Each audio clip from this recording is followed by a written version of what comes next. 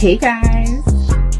And he was kind of beating all around the bush, and he said the reason was because really the person he has back home is his spin-dom, and that she finally, and I was like, what? That's a thing? But there's applying it, and then there's the actual action. Right. Like when you discipline a child. You tell Keep going. And then when we do it, you gotta say, scissor me, daddy, like that. All right? No, you know. This is not the fucking thing to do. Like, I think that's normal. I got you, like, buddy. I can't help her. Minutes later, I see a pizza slide under my door. No contact. Like, I'm good. You see the pizza slide under the door with the hands, and your fucking hands slam down on top of it and grab his. We have an initial physical type of what we like to see initially, because our eye is always drawn to something. I can see a tall guy, big and broad shoulders, and I'm like, ooh, nice. But if he talks to me, and I'm be like, maybe not. Okay, so Mike, until we get the rest of the guys in, do you want to start with your first question for us ladies? First of all, are you drinking a Capri Sun? Yes. Oh my gosh. First things first, what is happening? all right. I'm here. I sound good, everything, no crazy noises in my background. No. All right, just making sure. Listen, I gotta do all my checks and stuff. Anyway, welcome to the We Got Questions podcast. I am one of your hosts, Mr. Mike Hennessy. I am joined by, yes, I'm more on point this time, so she ain't telling me to point the other way, so that's good. No. Yep. Joined by the basic one here, and back on another Monday, trying to get. Who is this? Nat, what up, Nat? It's Nat Zary. Every Monday at 7 p.m. and I appreciate you, Nat. Appreciate you so much. But yeah, let's talk about how's your week been? How's all the stuff been for you? You good? Life is grand. Listen, yes, I would be lying if I said life isn't always lifing. Life is always coming at us. But for the most part, I'm actually pretty good. Yeah. Good. Aw, thanks, Nat. How nice of you. I love it. I'm glad that at least Mondays is like a day where everybody feels like they can come back, sit back, chill, just hang out with us, all the good fun things. But we also want to throw in there Happy Cinco de Mayo. Everybody over there getting their drinks on all the other good stuff, and feeling spicy. I feel a little spicy with this one. Me not made a drink, so. Okay, and you're actually drinking it, so that's good. Quiet you. Anyway, I know everybody talk trash about me drinking and stuff like that. I'm not a drinker. I'm not heavy on the drinking, but it's all good.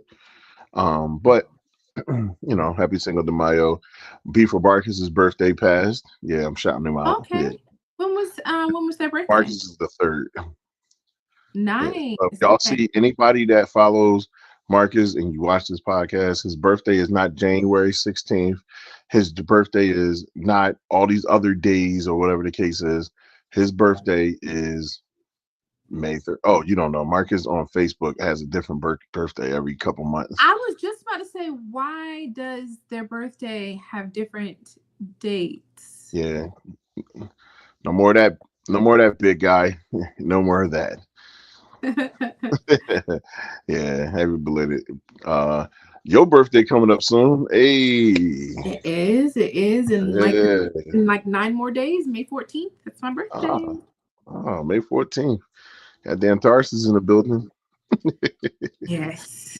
No, nothing wrong with Tarsus, but it's just it's Tarsus season. It's that time of the year. So that it is. Yeah. Almost over. Can't wait. But anyway, no, I'm playing. I'm playing. I feel like it just started. Like literally this shit just literally just started. I think we in the second quarter. We're in the second quarter. If you say so. You know, it says May his 14th is your son's birthday? Nice. shouts out to you, baby Cairo. Yay. Birthday twin. Thank Yeah, you, Nat. 3 years. Appreciate it. Hold on, let me see. I'm just trying to get all the peoples in here now so we can have this conversation. So, um, trying to just brushing up on me. Um, as far as me, everything has been Yeah. going What great. about you? Yeah, everything's been going great. Everything's pretty good. Got a lot of rest last week. Well, no, I worked last week. I did. I went to sleep properly last week. I think that's the biggest part. I haven't been getting proper sleep, and then I started realizing I don't like the 6 and 2, but I get more sleep because I was Wait, so 5 to 1:30 before. I was 5 a.m. to oh, 1:30, okay. and now I'm 6 to 2:30. So I'm actually getting more sleep now. What do you think is the difference? Why do you think you're getting more sleep now with the No hour clue. difference? I don't know. It feels like a lifetime. You know, feels like a lifetime. Like with the sleeping or something like I get more sleep now than I've ever gotten. Like I don't know why. I feel like I do. Mm, that Well, one I hour, mean, hey, a big at ass least you're getting difference. some sleep. Yeah, yeah. At least I'm getting something. So I'm getting something. But all right. So let's get to our topic today. Our topic today is gotta get to it. Um, and this is one of basics one. How do you handle past traumas and insecurities in relationships? Basically, you want to kind of set it off, just kind of let people know what we're going at with this one. Absolutely. So, this topic actually was inspired by a TikTok that I was sent, and a young lady was basically saying, and we're not saying that this is right or wrong, because one thing before we get started, nothing that we are saying here is to tell anybody how to do anything, but just to explore how other people do it and what that looks like for everybody, because we know we all experience things differently.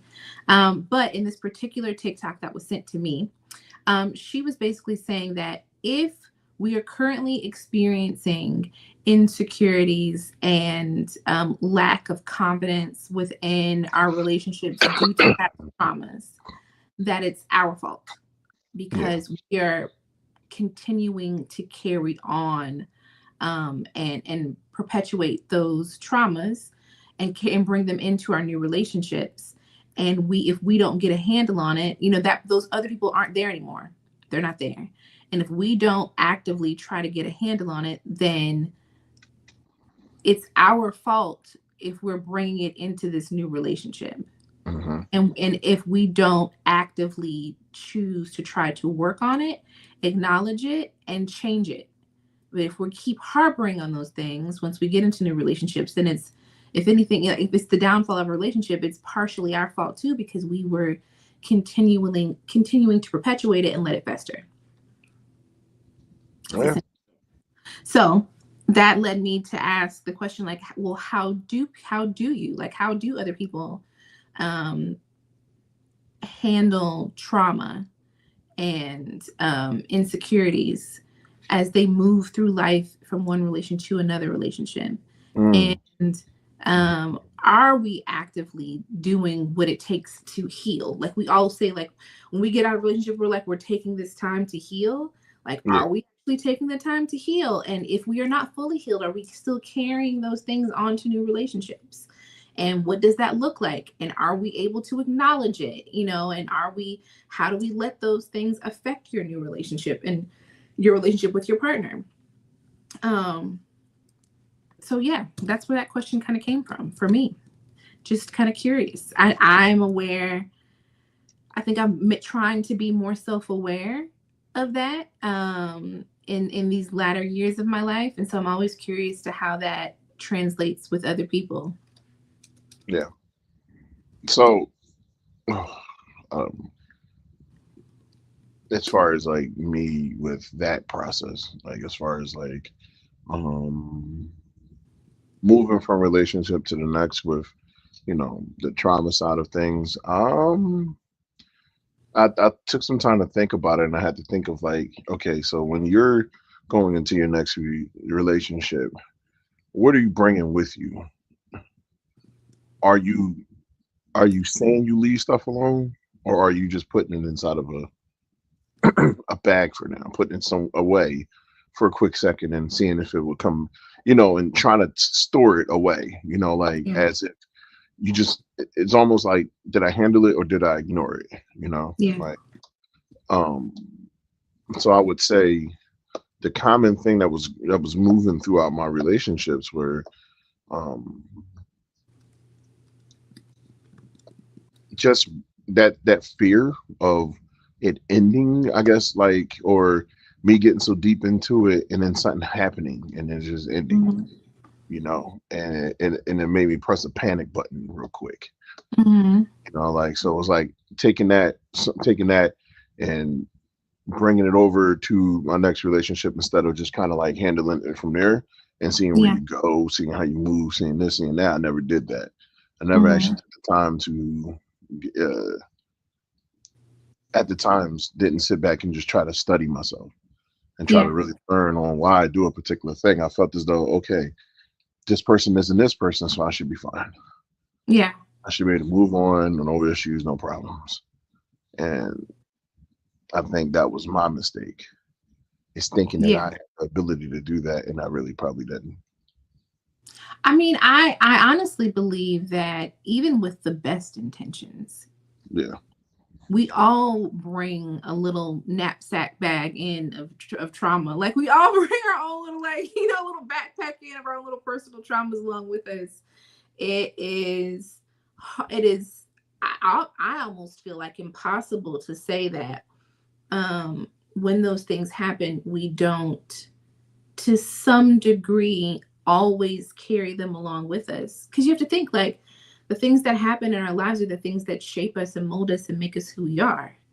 And without those things happening, then we don't actually end up being the person that we are currently, right? Yeah. So there's no way to, like, say I'm completely dispelled of these things and these things have gone away. I think it's just how you manage it. So, like, you can't be you. I don't think it's ever fair for you to say, like, to yourself, like, maybe I didn't work on this, and maybe you didn't work on it, right? But Right. you can't be too hard on yourself for having things that you might potentially still be carrying with you. I think it's more so, honestly, how you handle them and how you let them affect whatever your current situation is. That's really like the main issue. It's not like, did I get rid of it? You know what I mean? It's more like, how am I letting this affect my day-to-day from this day forward? What am I doing to navigate through those things? Right. Saying something about those hours between 3 and 5 hit. Oh, wait, I think she This was is from earlier. Yeah, this is from okay, earlier. I was mentioning something. All right, I missed that. So kind of feeding off, well, piggybacking off of what you're saying, that's just like the older processes of what I was doing going into the relationships. Now, as I'm where I'm at now, I can feel my calmness. I can feel it isn't really there like there was before. And you kind of know what it looks like. You know how it, and then it's almost like this ain't nothing towards anything. It just, you have to vision the previous person and what you went through with them to be able to not do it again. It's not like the trauma is linked to the person. So you can, if you were in that relationship, you can kind of say, okay, this happened then or there. So I remember this particular event and this is what I don't want to do anymore. You see what I'm saying? Yeah. Like, I think not only is it linked to a person, but it can also be linked to a situation or a feeling or an action, which is what can help, is what could be a catalyst for dredging it back up. You know what I mean? So it doesn't necessarily mean that person has to be present. It can be something that feels familiar. It could be that triggers you and that causes you to recall that trauma and then have a trauma response. So even though that person and listen, to some degree, absolutely what you're saying, like that person is not there anymore. You have to be able to move past it. But I think the issue is like, I think that, at least for me, because and we can speak on this later, but at least for me, it's never been whether or not that person was present. It has been instances or scenarios that felt somewhat familiar, or that might look in the beginning like it could potentially be, even remotely similar to something that I felt before, that triggers the trauma response. Hey, Mike, how are you? We got a little hello from Mike. Yo, Mike, what's going on? Welcome in, good brother. Welcome in. Hello. So, I mean, there's a lot of key pieces of that to think about, because at the end of the day, you have to really, it's just things that I just want to know, make sure that I always am working on, even going into deeper into the future. Absolutely. And let me say, Milan says, yes, and sometimes you don't know the trauma is even there until it gets randomly triggered. Yeah, that's the part. 100%. 100%. Right. It could be a thing that you didn't even recognize that you do, or that you didn't even recognize hurt you so deeply until you do the work, right? Yeah. You just know that there's so many instances when you can be having a trauma response and you don't even know that you're having a trauma response until you take a step back and say, oh, wait a minute, this is because of this. Yeah, exactly. See, that's what I was mentioning. I've been doing this unhealthy thing for such a long time. Yeah. I've been doing this for such a long time, just thinking, oh, it's just how I am. Right. But it's actually a response to something else. Right. That has happened in my life. And because of that, I've altered myself to do this in response to what happened. And I've just been carrying on through life doing it. And then you don't know, something might trigger it. And you're like, oh, whoa, like, where is this? Like, it might even take somebody calling you out, being like, why? This isn't even like you. Why are you reacting this way? Right. And you know what? And the biggest thing is just your friends, the ones that pick up on it quick. More than your family, sometimes more than your friends and your significant other, because I always consider, like, if you got a significant other, that should be a friend on top of being your person, so they pick it up quick, and they'll see the change in you quick. So, like, sometimes, I'm gonna tell you this now, for the most part, if I get quiet and I get too quiet, most of the people will say, ask me, Mike, you good? You have asked me, am I okay? Like, it has happened when you don't see me in my element. Yeah, people will question it. So that's something that you pay attention to, when you kind of work towards, you kind of like look at it and say, all right, should I continue to have this always happen? That's why I'm probably big on, like, we have our ways of how we cope. We have our ways how we do things. But, like, especially when it comes to when you're in a relationship, one of the things that I did too much of being in a relationship is always trying to secure something, because I didn't like somebody being frustrated or being mad too long, or whatever the case is. And I had to treat the situation like, oh, it's my fault, is this, is that. Because, like, nah, it ain't somebody else's fault. Sometimes, I mean, it ain't your fault. It's just that some people need their process and time to literally get their brain together, get their mind together, whatever the case is. And you just got to be there for them in the best possible way. So my traumas in the past has led to, seeing, okay, somebody is always silent. I'm automatically going to take responsibility and feel like it's on me. I did that. I feel like, if I could really pinpoint something, me and my daughter's mom probably did so much damage to each other. Okay, no problem. See you later, Barry. Thank you for coming in. Hold up. Sorry. One of my homies is asking something. So, what was I saying? No, like, one of me and my daughter's mom had did so much damage to each other. Like, we didn't even, I don't think we realized what we'd done. So it was like, it's almost like I created a problem. She created a problem. My traumas have bounced to every person, but it stems from that was the seed was planted. She was my longest relationship. I Mm-hmm. had issues with it, but I would never consider them to be relationships. That produced a child out of that relationship. Mm-hmm. We lived together. We did everything together at one point. So I have Mm-hmm. to look at where the seed was planted, and that's how far back I had to go and start pinpointing things um, that was a problem. Mm-hmm. And I never knew, like, oh shit, that's me. I created this monster. I can't get mad at the monster because I helped create it.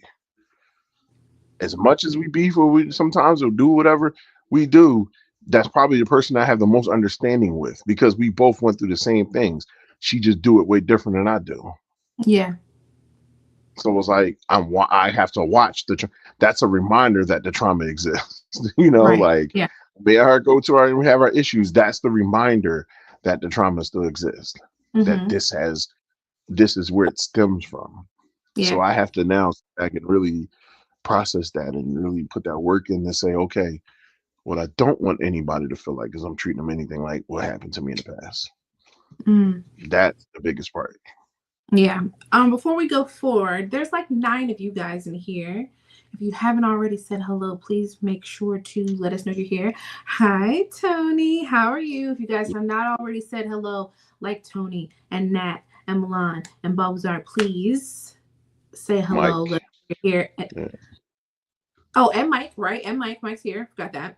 he's about to Please cuss me take a out. moment to say hello to us and let us know that you're here. And tell a friend, That bad. share it out, like, subscribe if you haven't already. Share it to someone, Yes. friend to tell a friend. I'm sure this is a conversation that everybody can relate to. So, In some type of way. And then yes. mind you also, Basic said it earlier, um we're not speaking in the terms of trying to make it like we're targeting or trying to pull out a trigger or something like that. We do I think we had to understand like conversations like this is going to be triggering. That's the nature of the beast. Everybody's stuff is different, you know, like Mm-hmm. we speak about it because there are people who probably want to hear it, and that's the responsibility that we have towards the show and towards our content. As long as we letting you know, like, hey, this is not our job to try to hurt you. We're not trying to do that at all. um in advance, you know, I apologize if it does hurt someone's feelings, Mm-hmm. but this The, is go ahead. oh, I'm sorry. Go ahead, Mike. I'm sorry. I was talking What over up, you. G? No, go ahead get your thing. I'm good. The point of our conversations is hopefully for some self-discovery, which is the Mhm. beautiful part of this. Like, if as we're talking about it, and we hope that you guys will chime in with your own personal input as well, because that also helps us to learn. Well, we're not just bouncing ideas off of one another. Sometimes hearing other people's perspectives will allow you to um be introspective with yourself and be Right. reflective. Like, you can think, well, maybe this does apply to me. And sometimes you can stumble upon something that you may not have thought of before, that someone else might spark in conversation. And so this is never like an attempt to try to teach anyone to do anything or how to do anything. It's really just um Got you, discussion bro. that leads to like discovery, and that leads to like being more understanding of not only yourself but the way other people work and the way we all navigate through life, Mm, because we all have yeah, dealt with things like this. that's facts. Yo, Rel, what's going on, bro? It's my guy. Hello. That's my coworker right there. What's going on with you, good brother? Yeah, he not in my area no more. You know, I miss you, my bro. But um, yeah, me and him sometimes we had conversations like this, and then, you know, he's very understanding of what we're talking about and stuff like that. Mm-hmm. So um trying to bring something another thing in another element in here. This conversation is human conversation. This is people conversation. This is not who you are as a woman, who you are as a man, or anything else. It's just a human based conversation. How do you feel as a person, as an individual who is growing in life? That's how we look at it. You know, whatever your walk is in life, how do you view these things that goes forward with you in your life? Um, and this is the beauty of it, is that we should be able to sit back and have a conversations and learn from each other. I am not an expert up here. Y'all might see us, but we're not the experts. We're just having the conversation and create the space for people to talk in it. You know what I mean? That's what we do. What the hell was that? What? I just heard this loud doom. But anyway, like something dropped and fell in Oh, my bag. here. That probably is me. But that's all. You know, I'll throw that out there, and we'll continue on with some stuff. Anything else you want to throw in there? Because I was thinking about something too. When it came to that, um, I was actually going to ask, like, when did you notice the insecurities and the traumas that was. I was a mic drop, yeah, right. When did you notice the insecurities and everything? Do you remember when it showed up, and do you remember who it was? You don't have to mention a name or whatever, but can you remember Mm, where you, like, you know how like the trauma keeps going on, like I was telling you before. Let me make the point first for myself, and then I'll see yeah. you'll follow. So I'm treating everybody the same. I get into a situation, I'm ready to bail.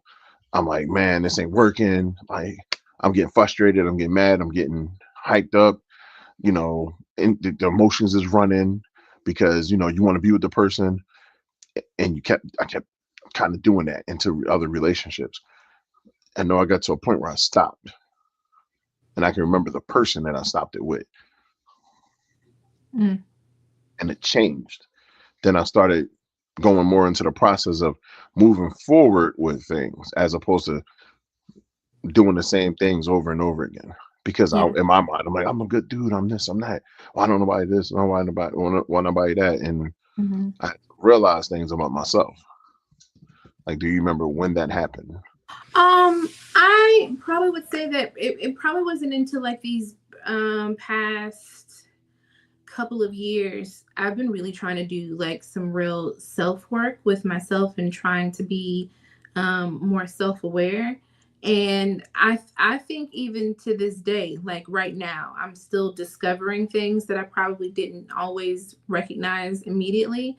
I've always tried to like be introspective and say, well, Raquel, why do you handle this like this? Or why is this the reaction that you give when certain situations arrive? And some of it took like some really deep diving, like some real like thinking about the first time like I felt a certain way or the first time something Hmm. made me feel that way. And I wish I could say it was like one thing, but it's not. Like I feel like what I've recognized over time I'm sorry to comment. um, is that there's probably lots of things that have sat and bubbled under the surface that I didn't really acknowledge at first. Hmm. Like Milan was saying earlier, sometimes it takes something to trigger that before you recognize it. Even in my current relationship, I realized that un I was unlearning unhealthy behaviors and learning healthy ways to love that I didn't even realize was an issue before. My partner could tell me that he needed something from me that seemed so simple and basic, right? It seemed so easy to ask No for. pun And I, intended. No pun right, no pun intended. intended. It seemed like such an easy ask. And even I was asking myself, well, why can't I just do like this simple, like this is a very simple thing that he's asking for, but I'm struggling with it. And a Yeah. lot of it had to do with self-confidence in myself. And it had to do with not the fact that I had, and I told him this, Chelsea. that I had in a lot of past relationships put myself in a position to lessen myself and to dim myself down in order to keep the peace. And what that made me do was unintentionally sort of walk on eggshells instead of love very boldly. A lot of times it made me instead um, love in a very cautious way and always very So you carefully had survival tactics. very carefully trying to Yeah. like express love, but in a very careful, cautious way to not ruffle any feathers, to not be too much, to not seemed like I was coming off too strong, to not make my partner feel uncomfortable. And recognizing, after thinking about it, because I had been made to feel that I had to do all those things, I was just carrying it on as this relationship, and didn't even recognize that what I thought was good and safe, because it felt good, like it felt safe to me, for me to love in a very cautious way, because it wasn't going to ruffle anything. It took hearing someone say, it feels like you're not confident enough in who we are to one another, because you it's almost like you're walking on eggshells. And I didn't even realize that I was doing it. And it made me, I have to be very cautious about, or not cautious, but conscious of feeling secure and safe enough to love in a big way, and to show love in a big way. And knowing that I'm safe in this relationship, and I don't have to pull back. I don't have to lessen myself. I don't have to make myself smaller. I don't have to only give a little bit, because I don't want to overdo it. You know, if he wants all of it, then I'm going to give him all of it. And I shouldn't have to, I shouldn't be trying to like restrict it because he's not asking me to. But I will say, like, over time, there's been like gradual things that I've noticed that I do, and having to ask myself, why is this your reaction? Like, I for a long time, I was a very guarded person, and I'm still to a degree very guarded. And I realized that there was a time when I would say, if a person made me feel hurt, I'm just gonna walk away. We don't have to talk about it. Like, I was very, very firm on that. Like, if a person were to hurt me, I'm just gonna walk away. We don't have to talk about anything. We're good. I don't want to hash it out. I don't want to do any of that. And recognizing that my wanting to just walk away before it got deep was a lot about a trauma response. It was a lot about protecting myself. It was a lot about not putting myself out there for fear of getting hurt even worse.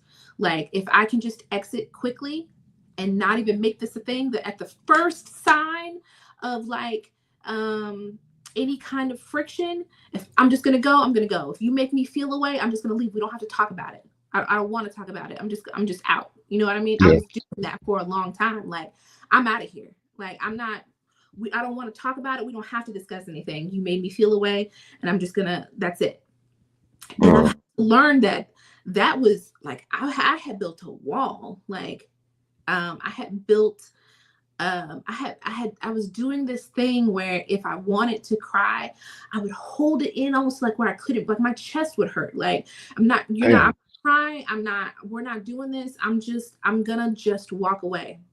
We don't have to ever talk about it. I don't have to ever talk to you about it. We don't have to ever deal with this. I'm just gonna leave, because I'm not going to allow you to continue to hurt me. And I had to recognize that wasn't the healthiest way, but it was something that I had done to protect myself from further hurt and from feeling disappointed. And what I was doing was just shutting down all my emotions in the process. And now having a partner who says, you don't get to just walk away from this. We have to talk about it. I feel that something's bothering you. We have to talk about it. If something's bothering you, I want you to tell me what it is so we can talk about it. Like, if I've done something, I want you to tell, and vice versa. If he feels that I've done something, to be able to talk to me about it. And we to discuss it through healthily. Yeah. When in the past, my response probably would have been, at the first sign of like, oh, my feelings have been hurt, yeah, probably means you're going to hurt me more, and I'm just going to go. So, no. So it's been a process. Like, it's not just one thing. There's a lot. I can say that I've had some really unhealthy relationships, and I've been treated unkindly by people a lot. And as a result of that, I altered myself to what I thought would help protect me in future relationships and what I thought would make it better or make it safe. And I didn't even realize I was doing it. I was just doing it. You know, it was almost like autopilot. You just doing things to keep yourself protected. That whole thing about me like making myself smaller, God, I didn't even realize that until recently that I was doing that. That I literally had no clue. I thought that I was loving properly. and I didn't realize that I this whole time I have been timidly tiptoeing into relationships and carefully trying to like cautiously love a person so that I don't make them feel like I'm too much. Like that blew my mind when I realized it. And it was all because people had made me feel like I had to. Oh, okay. So, and the same, we exist in that same space as far as that. Um, I'm opposite as far as people treat me as such. I think, excuse me, most people who know how to manipulate a situation or know how to do something will push at that and say, okay, I'm gonna do this because I can get this out of this person. Um, but we do exist in that same realm as far as tiptoeing. I have tiptoed into relationships just because I like the person and I wanted to be with the person. And I'm like, all right. And maybe as a person that I mentally, I think everybody, I don't know if everybody do that, but sometimes you still don't feel like you get the person that you kind of want, but you like, oh shit, I like this person and they're giving me attention. So you kind of enter it and almost like you kind of push yourself to the side and you don't want to, you try not to be you almost as full as much as you possibly can. So, we have similarities with that big time. Like I've been in relationships or not even relationships, but just sometimes that particular type of situation where it's like that's what was triggering that anxiety that existed within me back then. That level of it that existed within me. I handle anxiety different. I actually use it differently. I use that same thing that I have a problem with and I use it different, but that used to trigger it heavy. Like when I felt like things were going to go bad, we're going to go south. It just happened. Just like and I wanted to get away from it.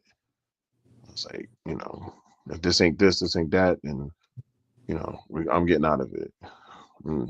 Yeah, it sucks. It really do. But the person that you have now, that's the strength that you needed, or that you're learning. You're learning because I think that's still a process.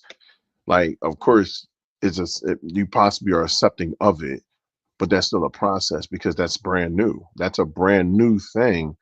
And a person I know that you are, and the 3 or 4 years that we almost know each other now, I've realized you have always been, how can I say it? You've always been your own leader. You never really like needed someone to try to put you in this type of position because you always felt like you had it handled. So maybe now that a person is coming in and saying, no, I'm gonna do this with you, you don't have to do this by yourself. Even if you're telling me no, it just can't be a no, because I have to be here for you. As much spaces that say, hey, everybody want to give each other, no, you might have to be there sometimes. You know. We have a lot of comments, and I want to get to everybody. Thank y'all. Yeah, I'm going right to Natty. Everybody who has came in, if y'all have not liked it, I really am asking y'all this: like this live, share it out to somebody who can like benefit from this conversation, or even want to just hear this conversation to chime in with it. Friend, enemy, whatever, send it to them because everybody needs a message in their life. Those who just sitting back watching, I thank y'all for just sitting there watching. If y'all want to say hi, say hi. If y'all don't, sit and chill. Like, we love it all. So just like it, share it out. If you ain't subscribed to us, go ahead and press that subscribe button. And if anybody want to come up, hey, send me the message, send basically the message if y'all have her stuff, and we'll, bring it up. But just know what type of show we got. If it's your first time on here, you gotta understand what type of show we got. We don't do the certain things. So if you say it, it's gonna get corrected. Just let y'all know. So Natty first. After my kid's father, I was single for 3 years, and when I started dating again, I didn't realize there was so much trauma I was bringing with me until I met one guy who called me out on it. Okay.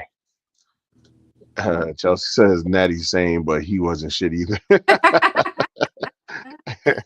Natty said he and I didn't work out, but it definitely called for some self-reflection and actually healing time.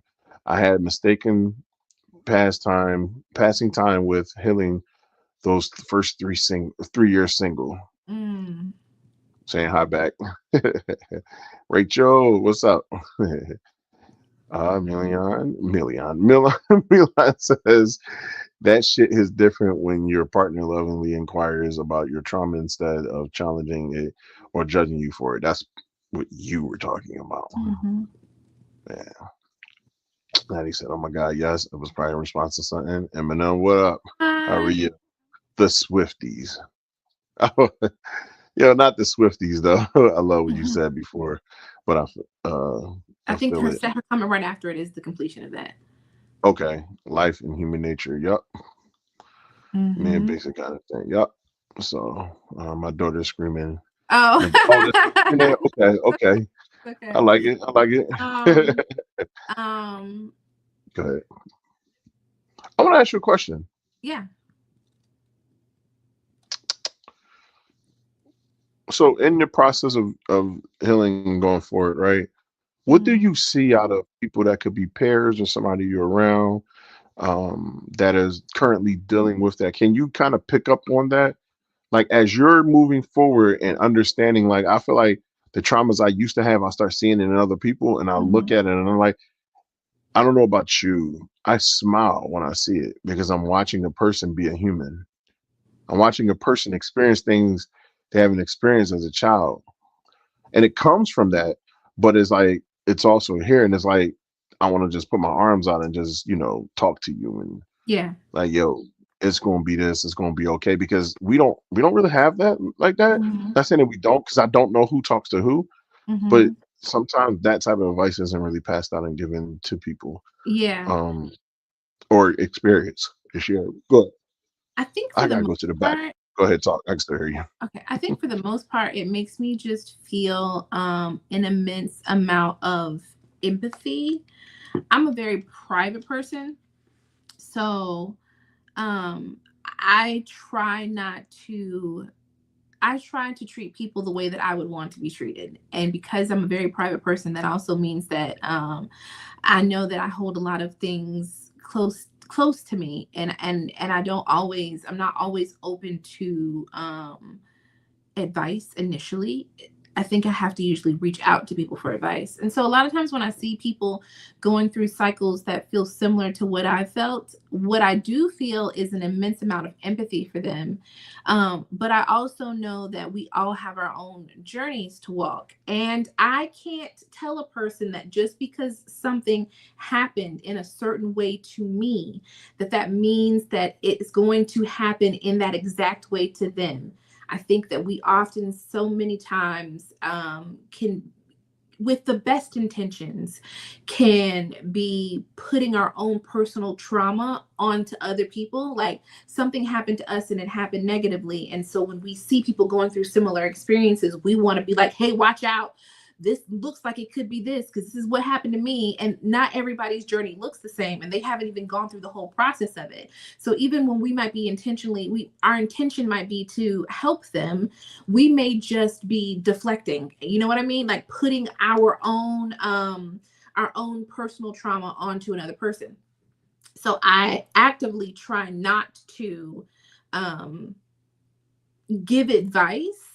I will be there for a person if they come to me. I will share my experience if they ask, and talk about how it affected me. But also, I try to always keep in mind that all of our journeys are so different. And just because mine looked this way And we could have had similar starting patterns. That doesn't mean they're all going to end the same, or that you're even going to experience it in the same way that I do.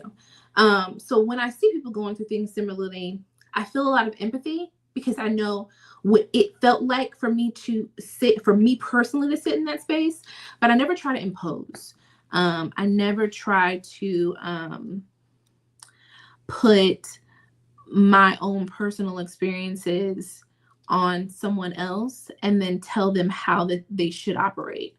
And I don't think I would want that either. I think I would want to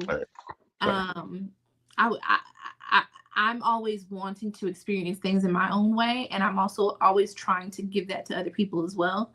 So when I'm seeing it, I think I'm never going to try to like reach out and be like, hey, I've been through this, you should probably do this.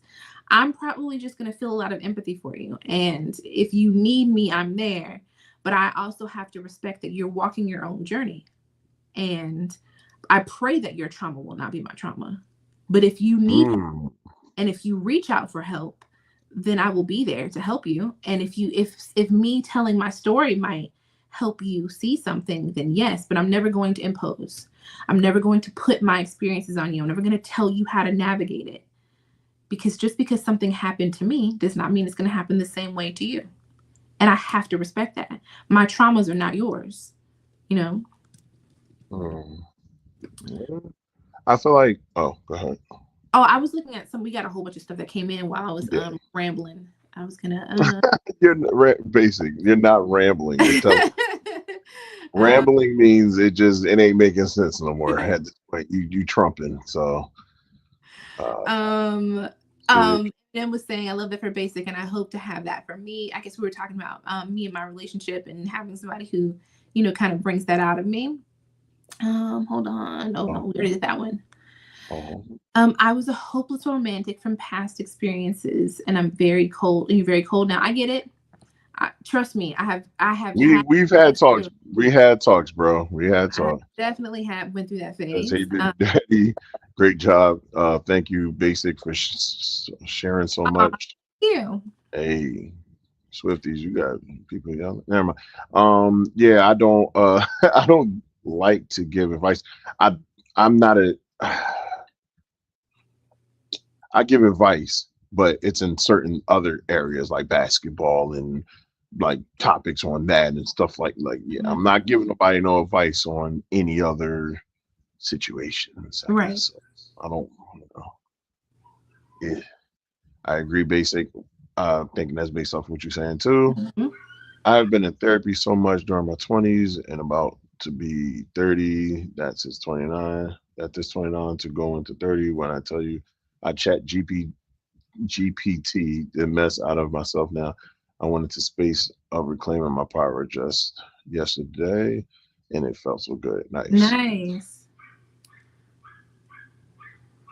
Yeah, I don't know if y'all can hear the dog that's struggling so quickly because I spot it, and I'm like, okay, got to move this way. Okay.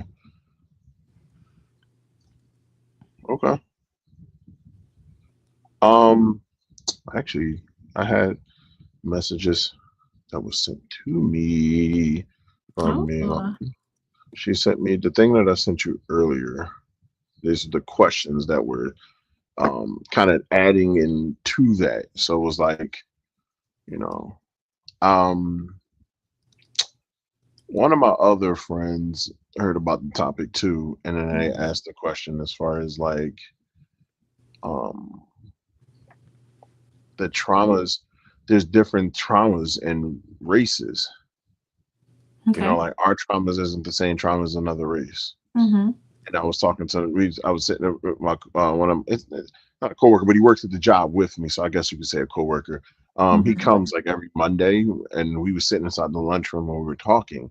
And that was a really great conversation we were having. It was very in depth about this particular topic, and it was saying like how some races in the world don't have the same traumas. I mean, me as a black man, my trauma is different. My shit stems from my shit gets put in a certain space. I got to be careful on how I approach, how I move, how I do this, because the one thing I'm not going to do is I went through my shit, but then start treating everybody or start shitting on my black women now. I'm not doing that. You ain't gonna catch Mike doing that shit at all. You already know how I get down. I don't do that. So it was like, you got to be careful on how you talk then too, because I don't want no tropes, no anything. You're not gonna catch me saying some bullshit about women and that ain't true. Now, can I openly admit to having a point in my life where I did think certain ways? Yeah, I did. I think I told you before, like, I've had open mindsets of like, oh, maybe I should date another race because my own women don't like me like that. But that was insecurities. I'm gonna go to the topic. Look, y'all, let's see the topic, right? We'll go back to the topic. This is the topic. How do you handle past trauma and insecurities in relationships? Insecurities was my problem at that point. Like, why would I say that? I said that because I was having an insecure moment.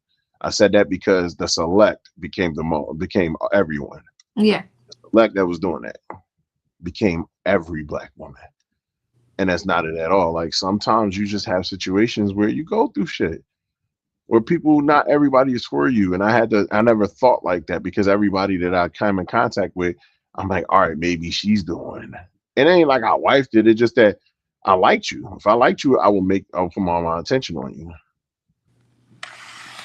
Yeah. But then it got to the point where I wasn't dating at all. I just started taking breaks and not dating and doing nothing. I get it. That the crazy part is the early part of my 30s. Like, when my daughter's mom broke up when I was 29, there was a struggle from that point on. Not because of her, it just that was a struggle because I don't think I ever really defined who I was in the beginning.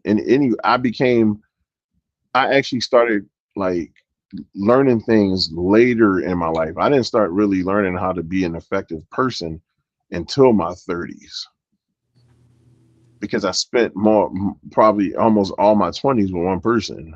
Mm. And then we would break up for a little while, then get back together. And then, like, it was weird. It was just a weird situation. So that was like a real first thing. And it was like, I was dragging all these things along with it, taking all this shit along with it and making all these problems, creating all these things. Probably, like I said, when I started learning that my insecurities and my problems would come in because of that. Yeah. I just remember where it stopped, and I had to put the change in. I had to change it up and say, okay, this is what I don't want to happen. And it's already a stigma. Like I said, it's a stigma on me as a black man. When you got a kid, now you're a baby father. I'm not respected a certain way now because I'm a baby father. That's what started kicking in my head. So now Gabby became the focal point in my life. Oh, I'm just going to do what I got to do for my kid, and that's it. Yeah. As long as I got my kid, I'm good. It's a weird space because I use my kid as a crutch. You feel like you use her as a crutch? At that time, hell yeah. Mm-hmm. It was like, all right, well, I don't have to be with you. I'll just be the perfect father, because I needed something to say I was good at something. That makes sense. I mean, I can understand that. Yeah. Because I wasn't one for failure. When you have chronic anxiety, you need something to hold on to that you don't feel like, that it could potentially lead you into that dark place or whatever the case is. And I felt that a couple of different times. So I had to sit back and really work on that and not make Gabby the focal point of everything. Yeah. Not use Gabby as a, well, I'm successful because I'm a great father now. Yeah. Because at some point that started not mattering. Right. No matter how much it was. So do you ever feel like you have let traumas or past traumas or insecurities like lead your relationship or dictate your relationship more so than the actual like love in your relationship, where you felt like your traumas and insecurities outweighed everything else? You know what I mean? They affected the way you moved throughout your whole relationship, and you weren't able to focus organically on like the love and the relationship that you had initially, that you had with this particular person, because you were so busy dwelling on like, and maybe not even intentionally, but you were so busy, you were so stuck in like this like trauma response, or maybe you were so stuck with these insecurities that it just dictated your every move throughout a relationship. Mm, that might be the best question I've ever was asked in my life.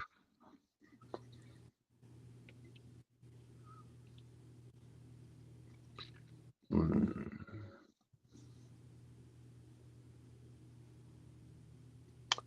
yeah, it's nothing now, but if I can pinpoint when it was, Mm-hmm.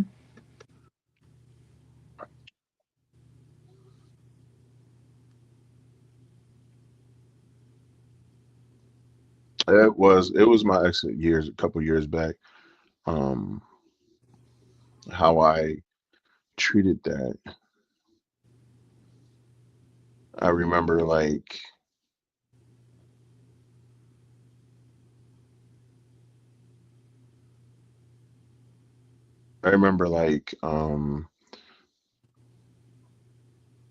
having those moments where it was like that that insecure side of me would come out Mm-hmm. because I wanted to be where I was at now. Where I'm at now is what I wanted to be then, Mm-hmm. but I wasn't there. Um, and I would say that I probably put so much expectation on myself that any little thing that was going wrong was heightened. And then trying to be there so much for the person that you didn't realize that they probably need a little bit of space Mm. because I was like drowning her in myself. Okay. And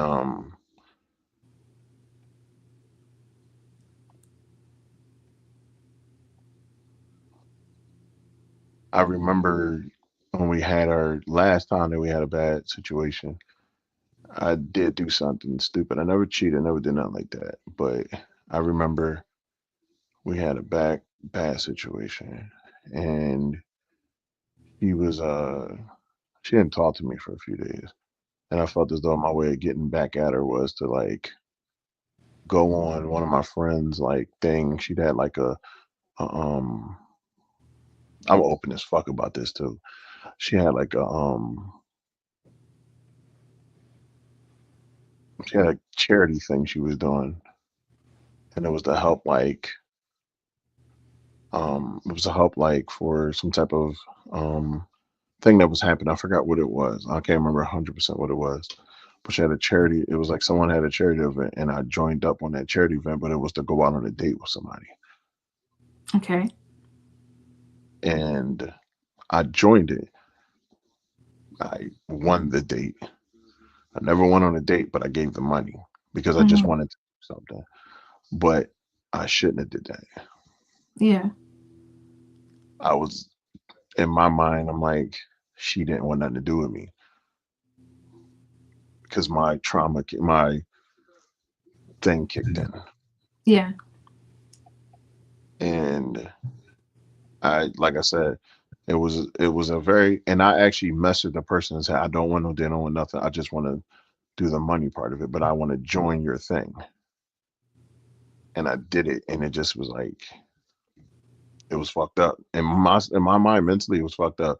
Never, nothing ever came out of that at all. Like it was just like donate money. That was it. Yeah. But like I lost that person because of that.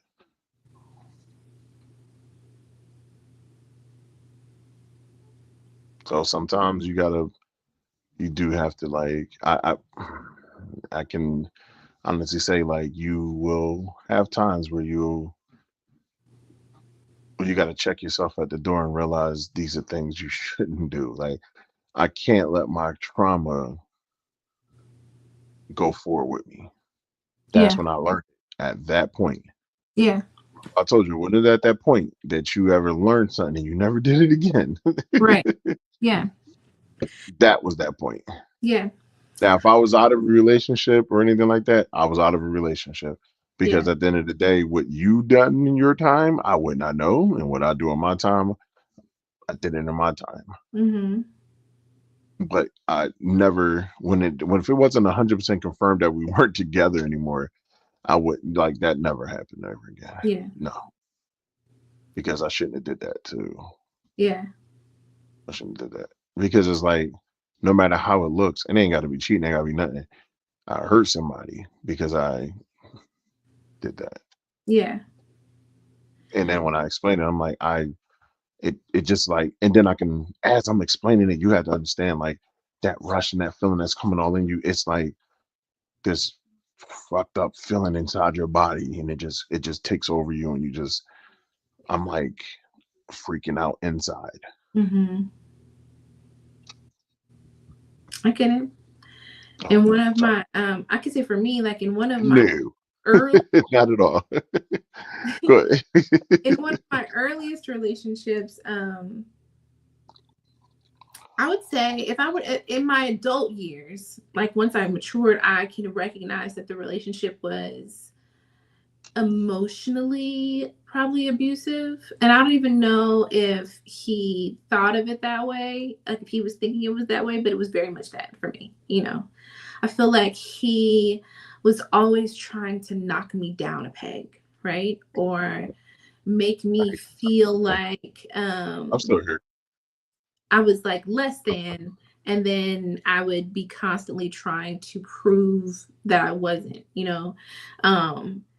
And it was rough. Like it was a rough period of time just because I was struggling. I felt really weak. And I probably was because I was extremely naive and I didn't know anything about myself, and I hadn't had enough experience in life to really be able to say, you know, that I shouldn't be having to prove myself. It was one of my first relationships. It was probably not the best like way to feel it, but it was one of those things where I constantly felt like I was trying to like constantly prove why you should choose me and why you should be with me. And it had a lot to do also with that person actively making me feel like I wasn't enough or telling me things to make me feel bad about myself. And I remember coming out of that relationship, recognizing it, but not realizing that I was still carrying it. Like I was aware that they were doing it to me. I was aware that I wasn't happy with it. I was aware that it had like changed me, but I wasn't aware of how I was going to take it into the next relationship. And I Yeah. remember probably the next two relationships after that, it wasn't necessarily them, but it was me constantly trying to not only prove that I was enough, but always feeling like always feeling like I wasn't, you know, in the back of my mind, always feeling like I wasn't. And so I'm constantly trying, and now I'm drowning you in me. You know what I mean? Like I'm always so self-conscious. I'm always questioning everything you do, every move you make. I'm always worried about like if somebody else is better because I felt someone else was better. I had been almost trained to think that I wasn't enough. So I always felt like everyone else could be better. And like Yeah. I was always feeling like I had to prove why I was better. And that constant like being insecure, always second guessing not only myself but them, always being extra suspicious, that we never had any rest in those relationships because, and I have to play my part. Like I have to accept my part in it. I was all still very much being triggered by this one relationship that my partner had made me feel like I wasn't good enough. And so I just started to feel like I wasn't good enough in the next two relations after that. Like I went into it automatically feeling like I wasn't good enough, automatically feeling like I had to prove myself, automatically feeling like I couldn't trust them, automatically feeling like they were going to find somebody else better than me. And so then I questioned everything that they did. You know what I mean? I was always so insecure and so self-conscious until I wore myself down. Damn. And it took a moment for me to like be like, why am I trying to prove myself? Like I know who I am. and I know what I bring, and I have to stop being so in my head all the time. And I'm not even gonna lie, even to this day, there are instances where I still even though I know exactly who I am, I know so much more. I'm more confident in myself as a woman now than I ever have been. Every once in a while, I still have those moments where I feel slightly like insecure, and I have to check myself. I do. Mm-hmm. It's definitely not as bad as it was back then. I think it's because I was just transitioning out from one unhealthy relationship and into another, and not really like Of course. fully recognizing what had happened to me, and not even realizing that it was emotional abuse at the time, and not realizing what it had done to me psychologically.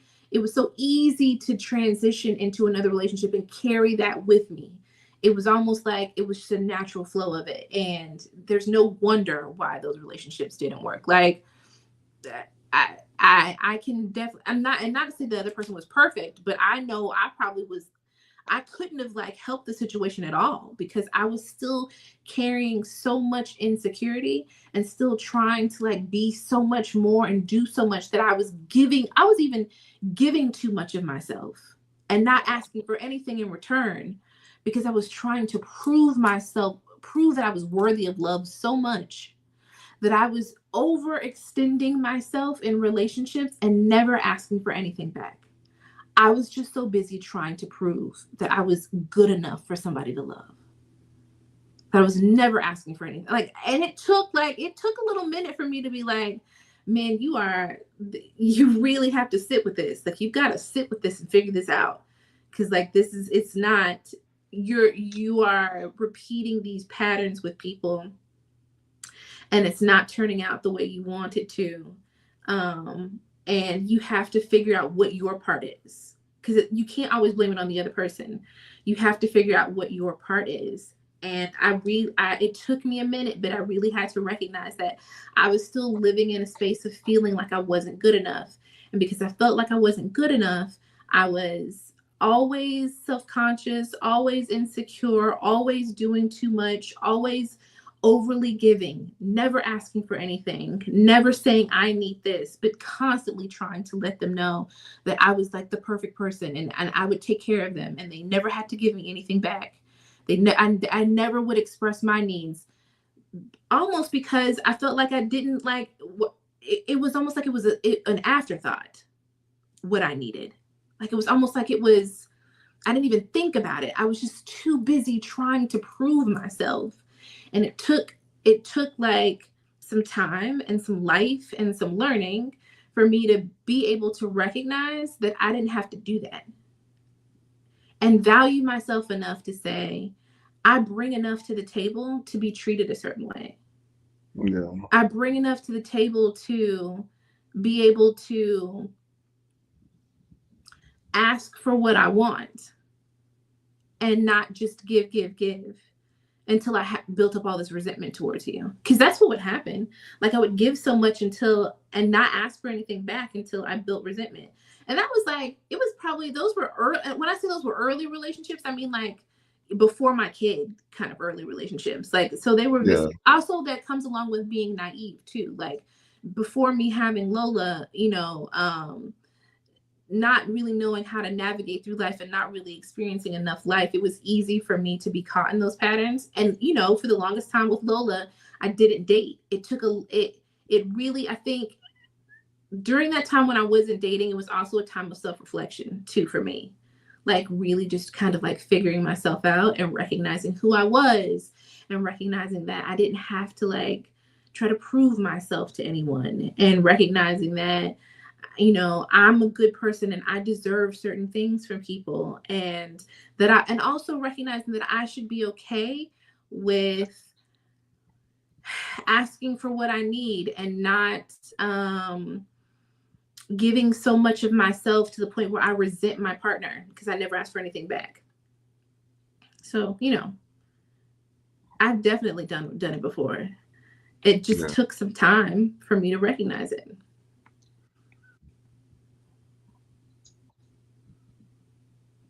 Yeah. Yeah, she said she wanted this shit to be emotional today. I don't know if I got any silly stuff on here. I'm trying to see how I can lighten up the mood. There ain't nothing on here that I can lighten up the mood with. We don't have to lighten it. I mean, you know, Have sometimes. to be lightened.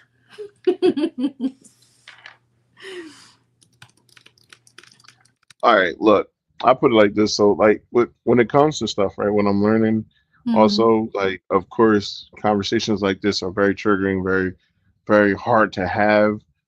People's realities are being checked. My realities is being checked. Your Mhm. realities is being checked. This is the best type of thing that you could possibly do. Now, I'm not giving advice. I just kind of like, oh, being in spaces like this where the people are saying the things um, the right way, at least trying to make it the right way as much as we possibly Mhm. can. Don't know who we're saying it wrong to, but it at least hones in on everything, and now we're gonna all galvanize around each other. Uh, excuse me. Learn everybody else's experience and what it is for them. What was your experience in dealing with your partner that is dealing with besides healing from trauma? Is that a both of us question, or is that I don't um, know. evaluate the impact? How does your insecurity affect your life? Evaluation well being evaluated. So two-part questions. All right. So we have yes. Okay. I just wanted to make sure before we got to it. All right. So what is your experience in dealing with your partner that is dealing with healing from trauma? What was your experience in dealing with your partner? So I can go first, Mike. Uh-huh. Um, I Like next I story. will say the first thing for me is one, being aware that I have traumas, and um when I see them arise, or in the first instance when I notice that what I'm doing is a trauma response, um talking about it with my partner, Right. hoping that they helping them to understand why I might be reacting in a way that doesn't Yep. feel um, the norm, Okay. right? Or that Right. might feel like something that they don't usually get from me, right? So Mhm. that's the first thing that I tried to do. Also, um, currently,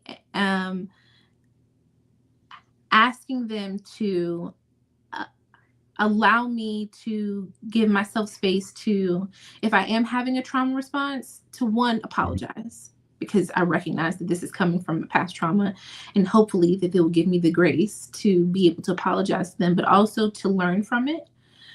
So when certain instances have happened and I might be responding in a way that seems irrational, right? Whether it be I'm crying or I'm emotional about something, we're going to talk about it.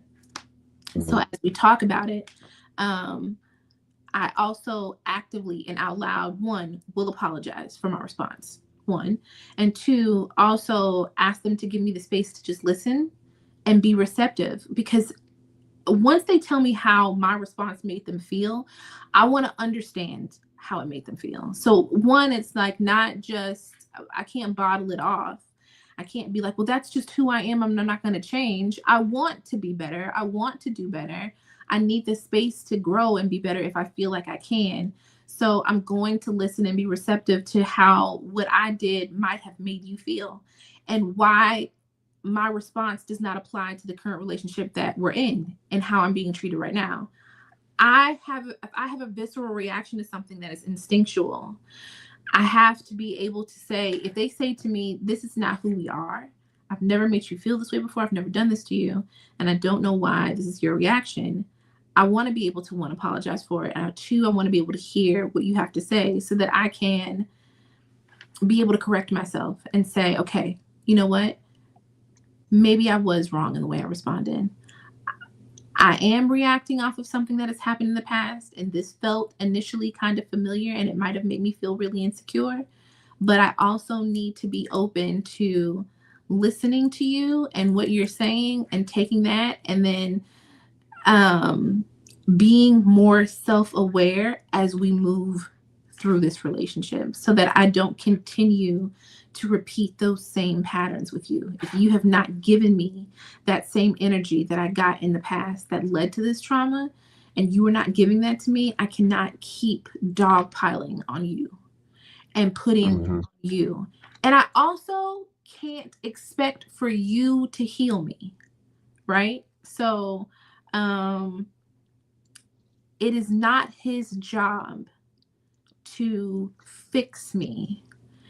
Mm-hmm. He is supportive and he is reassuring, but it is more so my responsibility more than either one of ours to really step up to the plate and say, I have to be aware and I have to be more cognizant of like what is causing me to feel a certain way and try not to continue to punish you because of what I've dealt with in the past, especially if you're not giving me that same energy.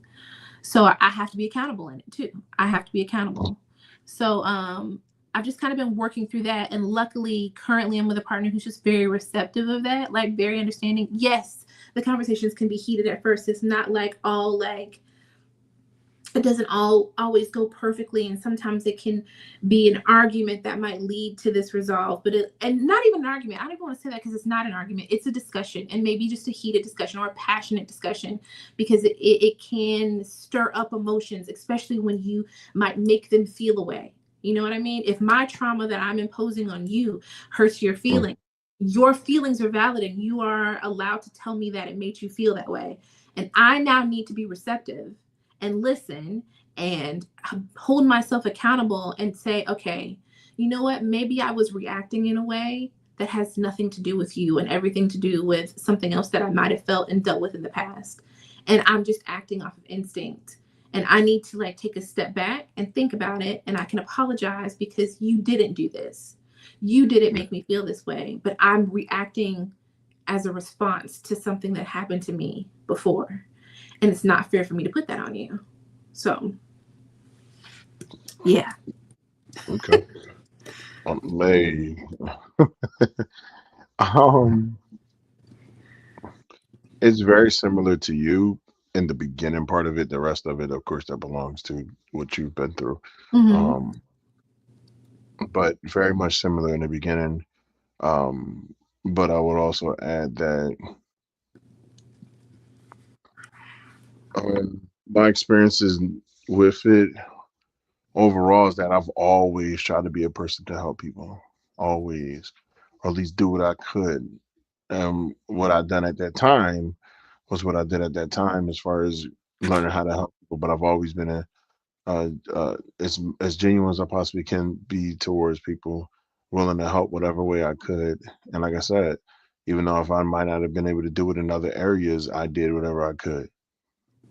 Like today, I would say, yeah, I'm tired, bro. But today, I would say how I do it now is I open up these ears a lot more. You know, it's like, do I talk more? The biggest thing that I have started doing was not reacting to a person, but asking questions. Mm-hmm. So I don't react no more. It's not like, oh, you did this. I'm going to ask you a question. What I'll do is I'll sit there and say, okay, so this, and this, and this. That's what I'll do now.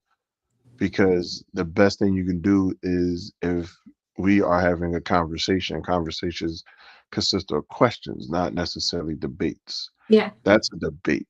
I'm not trying to debate you. I don't want to argue with you.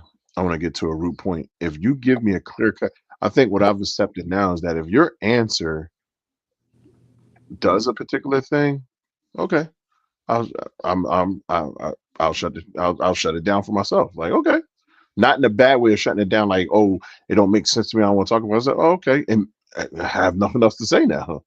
You got me. I have nothing else to say.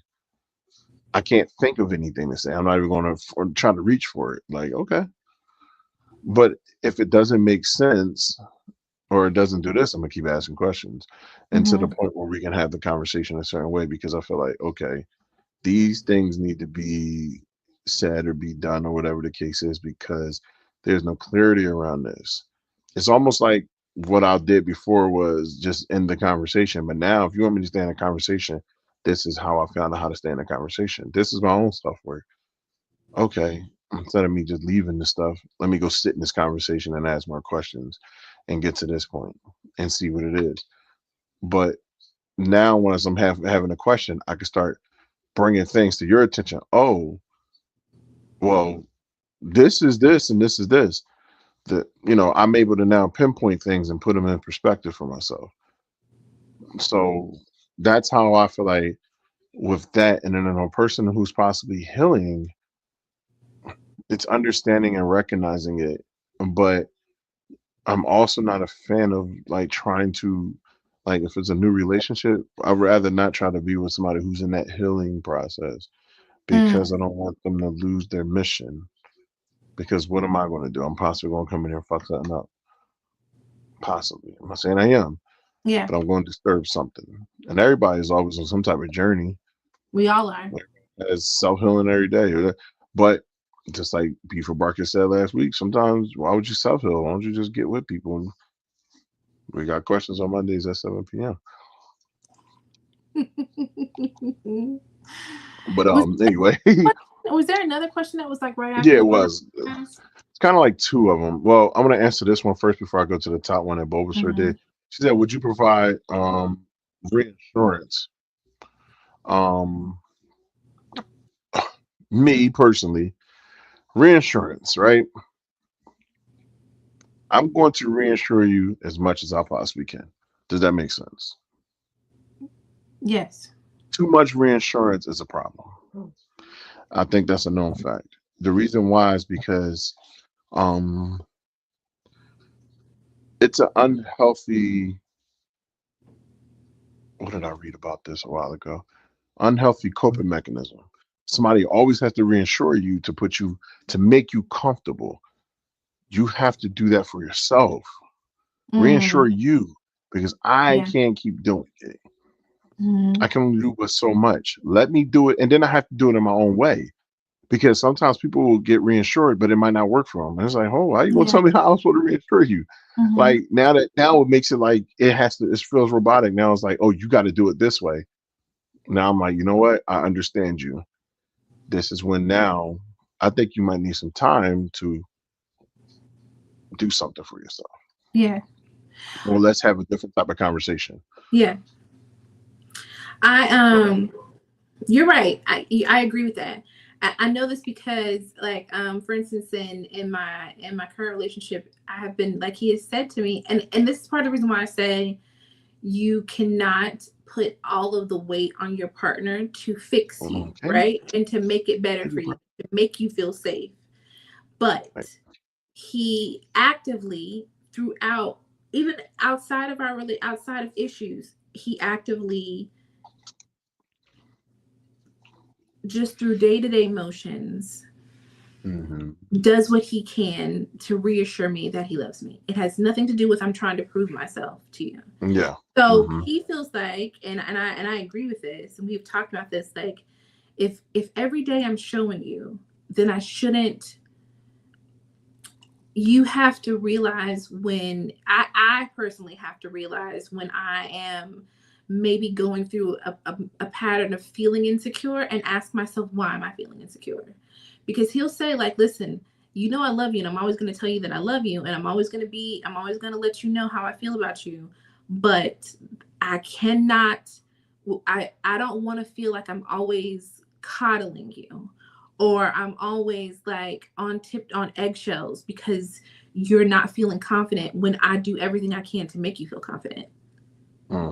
100% true. And it's 100% true. Like, if you are doing everything to make me feel confident, and yet I'm still shaky for whatever reason, and it has nothing to do with you, it has everything to do with, like, and I can say that, like, it's not something that he did to make me feel like less confident. It might just be I'm having a day where I just might feel like he has no problem. If he actively is making me feel loved, and I'm still, like, we got you, Mark. shaky ground, I'm still on shaky ground, then I also have to do my part. to say, what is it that's making me feel that way? Especially if this man is showing me every day. Like he's Yeah. like, if you're showing me every day that I mean something, if I never have ever had to second guess, if I think about it logically and I say, when have I had to second guess how this person feels about me? And the answer is never. Yeah. Then maybe I'm dealing with something that has something to do with me, and I can't always put that on him. Yeah.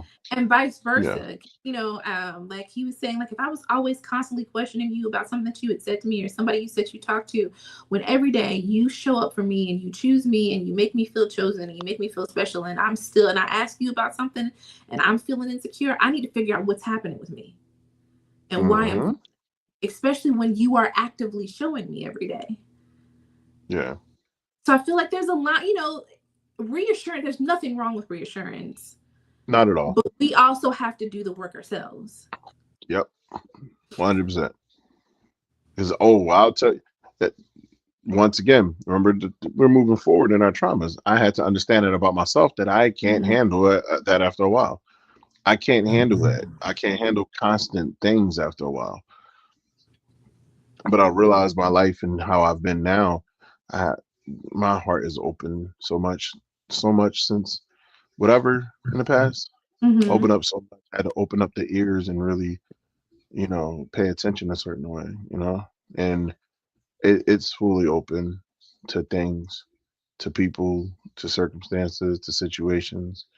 Like I love the fact that somebody can want me to be the person that helps them in their reinsurances. But as long as we have a common understanding that, hey, sometimes it gets overwhelming for me too, we good. Because I'm like, you got to do the work. You have to do the work. Um, Leilani, what up, Leilani? Welcome in. Marcus says, what distinctions are present when a person is healed versus being in the process of healing? I honestly can't answer that, Marcus. Can't really see it. Yeah, I'm about to say. I personally It's feel up to the person. I can't. Yeah. Most people are always in a constant state of healing. Yeah. I can't tell if you. I can't tell. You may feel like you've healed through, like, but I feel like it's a constant, ongoing thing. You know what I mean? So I damn sure. It looks like. I cannot tell you what that looks like. I feel like we're all constantly working through something. I think that's a. Go ahead. You think what? I was gonna say we might be a little bit better off as we go, but I feel like we're always constantly working through and doing the work. Yeah. Hopefully to heal. Right. So that was probably more or less in response to what I said. Okay. About actively not trying to date a person in their healing process. Because if you tell me you are, that's what I'm paying attention to. I can't tell what it looks like, but if you tell me this is where you're at in your life, I'm listening and I'm actively listening to what you're saying. And you're like, once you say this, man, I just got out of a bad relationship. Is this ding? That's something that I pay attention to. Yeah. It starts fluttering everywhere. Like it's like, see, you see what I'm talking about? You see what I'm talking about? Exactly. Like I knew exactly where it was coming. But I think as I'm saying it, they're getting the answer what I'm saying. So that's what I pay attention to is what you're actively telling me. If you're at this certain stage, yeah, sure. You was behind. Yeah, no doubt. It wasn't even about that being behind. I just, your answer as I type that. Yep. So it was just more or less, I'm just listening to what you're saying. I need to start throwing more context on what I'm saying. So that could be a shout out for that too. Thanks, Mark. But yeah, that's what it is for me. Is that a person can be both healing and in a secure pace in a relationship where those traumas may not present in a damaging way. Yes. And that's still pretty much kind of in response to me. And I love that I was able to at least put that out there so I can let it know. Like this is what I meant by it. The concept of clarity is a great alternative to use as well. I agree. Yeah. Big time. And it's like the dope part about this, because we're so serious now. Now I feel like we're having fun with it now. Now it's fun. It's not so serious anymore. We all we all understand our traumas, or at least trying to understand our traumas. At this point in our lives, we should be in actively, or at least somewhat know exactly what's going on with ourselves. Mm-hmm. The thing is now, what are you doing? What's the process? What are we doing now? Are you actually, if you out there getting it, or are you healing? Are you doing this? What are you doing now? Like, what steps are you taking? What places? Where are we going with this? How can we get more around people just to talk, be able to hear hear experiences and stuff like that. Like Mm-hmm. it's it's something, like it really is, and it's something about being around a group of people that can really help out with that. That I feel like is a dope thing. That's why like even when me at work, my circle is very thin. I would not have sent this to my homie Ro if I didn't feel like he would like this conversation. Mm. You know what I mean? I wouldn't send it to other friends that I work with, or other people that I consider really friends at the job, or really friends in life. Like my real friends and they know exactly who I am, because I don't have to question them. Right. They don't have to they don't have to, they already know. They can be able to say anything to me and I'm like, okay. I can be called out in the most kindest way. I can be called out in the worst way, but I get it from them. So, like, and I just feel like we always would like King. What did he write? King said, "Healing is a journey, not a race." Hell yeah, you on 100%. a some Wukong type of journey. You on a Final Fantasy type of journey. You don't 100%. know where we're going to end. Only, and guess what? People can call me nerdy, geeky, all you want. I'm going to use these phrases. My life feels like an RPG, role playing game. I started off at level 1. I'm at level 39 right now, going to level 40. Right. People laugh about it, but all the things that you gained in between, all the stories that was told from this point to this point has been everything. My life is as thick as a goddamn encyclopedia at this point. I have so much that I've done, so much that I've experienced, so much that I have lost, so much that I have gained, so many people that I have gained. I can tell you this now. 10 years ago, I didn't know any as much as I do now, people wise. I Mm-hmm. think I think so many more. See, it's probably more or less people know me more than I 100% know everybody. And like you heard my mom call it out, like she didn't know I knew that many people, and then I looked at her and said, I didn't even know I know that many people until I start seeing everybody. I got a coworker that I work with right now that walked right up to me, yo, what's up, Mike? And I'm looking at him like, what the fuck, who are you? Then I had to look at Facebook pictures and stuff like that. They had to show me that we went to Roxborough together, well, our high school together. I'm like, oh shit. Like it's like, but that's the point that I'm making. Like I I have that book is pretty thick with a lot of people that know me, or that experiences that I had in life, all these different things that has happened, and it's just getting bigger. The book is getting bigger. Mm-hmm. They expanding more. It's adding more chapters into it until that book finally said, it's finally over. So my Mm-hmm. signature is stamped and I'm not here no more. Yeah. I think we So I'm will gonna constantly use ass move through terms. life and figure things out about ourselves. Like I said, I just recently figured out that whole thing about me making myself smaller. Like I don't think I had ever even recognized that that was a problem until someone actually asked me to love more boldly and confidently, and I didn't even know what that meant. I didn't even know what it meant. You know what I mean? I didn't even understand the concept of what that meant. And I had to ask myself, what is, what do you, how are you not? And then thinking about certain circumstances and then giving me examples of like how I might put certain things or how I might say something like, or I, little things like me being timid about saying something that I wanted, or and not like saying something that I wanted or that I needed in a relationship that I was missing. I mean, me feeling confident enough to be like, I want this, or I like this, or I don't want, or me just asserting myself in the relationship because I can, because like for him to say you can do that though because you're my lady and I'm yours, and you should be able to say that this is what, like, if this is what you, then you say that confidently, say this is what you want. You don't have to try to like make it cute and package it nicely and try not to hurt my feelings, or not even hurt my feelings, but just like try to say it sweetly. If anybody should feel confident enough to say what they want, it's you, because of who you are to me. And it was like me trying to figure out, it took me a minute to figure out exactly what he was saying to me. And then thinking about it, I move sometimes very timidly, and then asking myself, why do I move through love timidly? And then realizing that I have, over the course of time, made, like, in relationships, minimalized my love. I've been told I was too much. I've been told I did too much, and it was, too lovey, too extra, too this, too that. And in the course of time, trained myself to not love boldly.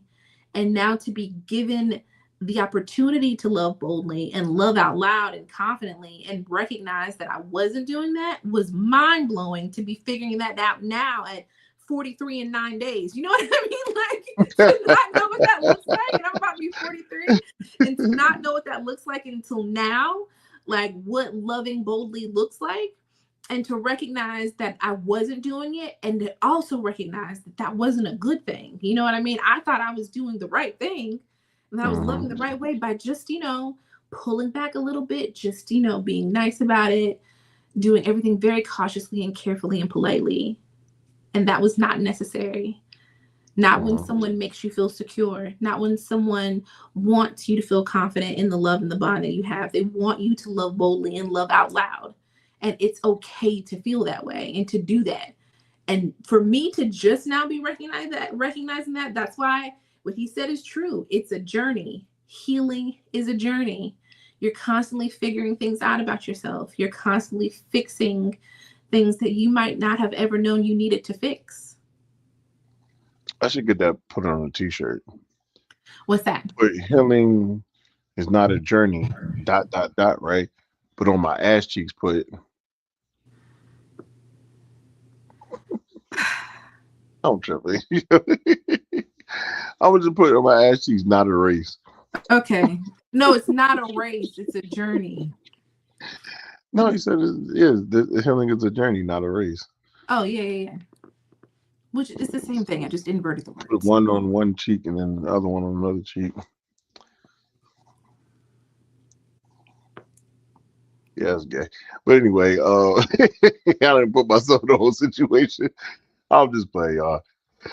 Excuse me. I mean, hey, look, we didn't talk enough. We didn't talk enough. Any more that you want to talk about?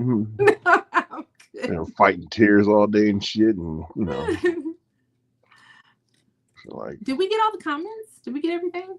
Yeah, everybody got their comments. For some reason, I can't always see everything. Oh, there we go. Yeah, everything's there. Everything's there. Stop sometimes. Let's put it on a billboard. Right. right. I don't know why ass cheeks got it. Billboard is safer than on his ass cheeks, definitely. Yeah, no. It is what it is. But another really good topic today. I really enjoyed it. I feel like just the lesson in life. I think I say wild shit because I like to get people to just give a little smile. I don't have to say it. I just do it.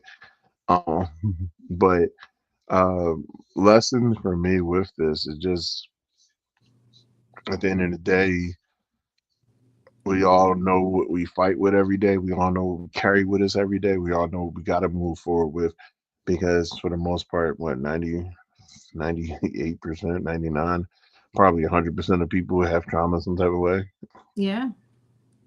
Some type of way. Some people are born with everything in other people's eyes, but suffering the most because they don't feel like regular people. Yeah. You never know how we're gonna identify our traumas.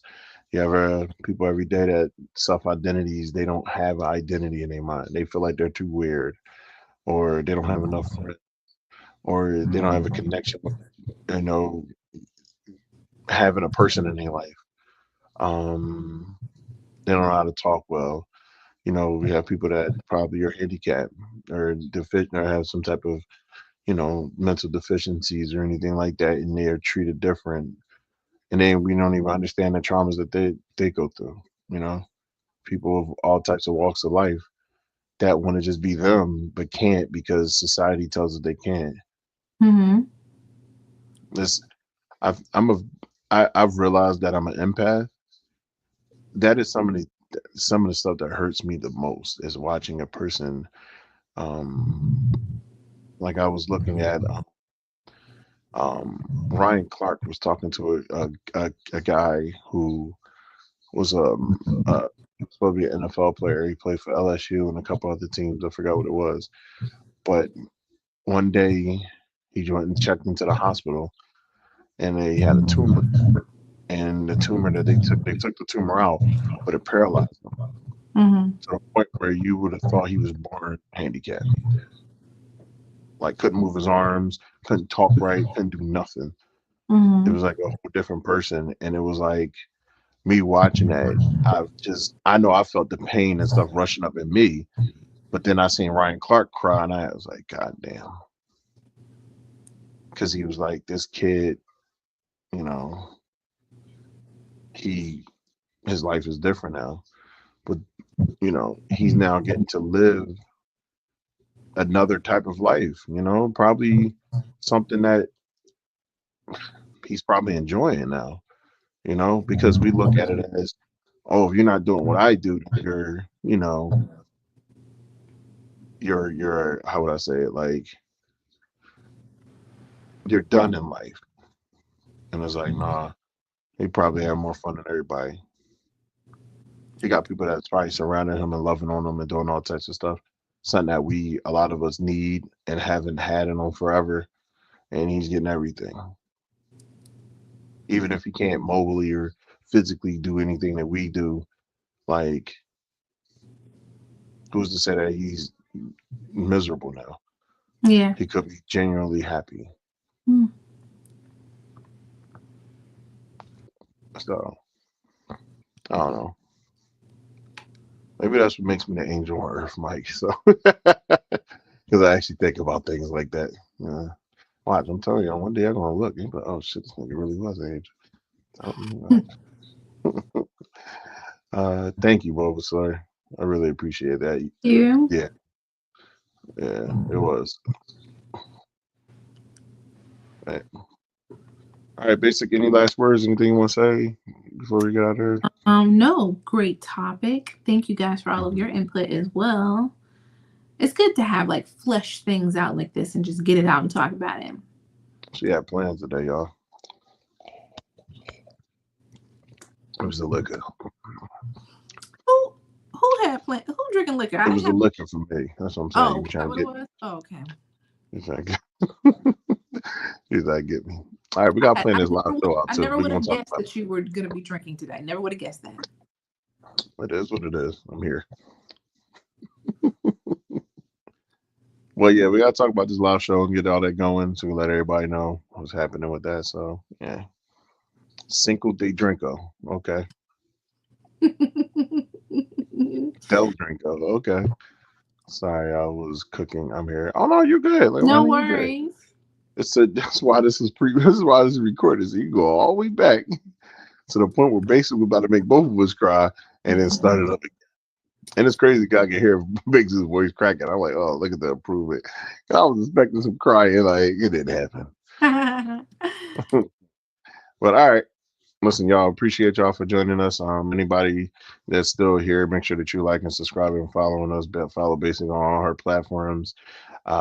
Just underscore Basic underscore Lee on all her platforms. I don't know if Basic felt it yet, but sometimes when we go into lives, like if we've been in people's lives together and people have like, oh my God, it's Basic, and she just be chill, regular. They talk about it regular. She's like, hi guys, I'm like.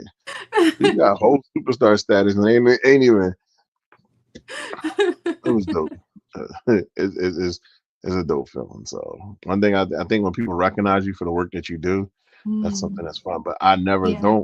I do not when somebody does it to me, I would be like, "Ugh," like, hey, family, like I would treat you like that. Like I don't want to feel like a, a superstar. Hell no, don't give me that type of thing. Y'all know where to follow me, all my good stuff right there. Mike and Z. Y'all probably already follow me anyway, so I'm just sending out like, follow, share, all that good stuff. Make sure you're Mimi's art room right there. All her paintings, all her art stuff, very dope. She has a very dope Sailor Moon and Goku. It's like upside down. So Goku's like down here, Sailor Moon's over here, but you can flip it over. Put Black Goku on top, Black Sailor Moon on the bottom. So it's really dope. I'll make sure to post that picture. Rachel comes in here, so Rami eats underscore eats. I think she just had something yesterday. She does the fun stuff, y'all. Y'all go in there, y'all see exactly what I'm talking about. I think we got some more people in here. Nope, that's about it. Everybody else just, they'll catch them on the flip side of the thing. So, but all right, we getting out of here, y'all. There's 11 people in here, but y'all gotta go to bed just like I gotta go to bed because I gotta get up early and all y'all motherfuckers. So Oh, Rel, happy birthday, good brother. I know it's your birthday coming up. I think it's either today or tomorrow. It's coming up though. So And happy happy birthday. belated to Marcus if he's still in. Happy If Marcus, belated be for Barkis. happy belated. Yep. All right, guys. Talk to you.